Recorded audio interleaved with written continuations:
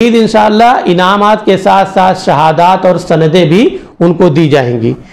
तो इस अहम और बेहतरीन मुकाबले में वो लोग हमारे दिली मुबारकबाद के मुस्तहिक हैं जिन लोगों ने शिरकत की, और खुसूसी मुबारकबाद के मुस्तहिक हैं वो लोग जो पोजीशन से हमकिनार हुए। तो इस प्रोग्राम की में पहली पोजीशन हासिल करने वाले जो हैं उनका नाम मैं कहना चाहता हूँ। पहली पोजीशन बुशरा बिनते रफ़ी अहमद, ये मुंब्रा महाराष्ट्र से इनका ताल्लुक़ है। इन्होंने पहला इनाम हासिल किया है, पहली पोजीशन हासिल की है, और वो 4000 नकद की शक्ल में उनको दिया जाएगा। दूसरी पोजीशन हासिल करने वाली हैं मरियम इकरा, इनका ताल्लुक़ शहर भटकल से है। इनको इंशाअल्लाह 3000 नकद से नवाजा जाएगा।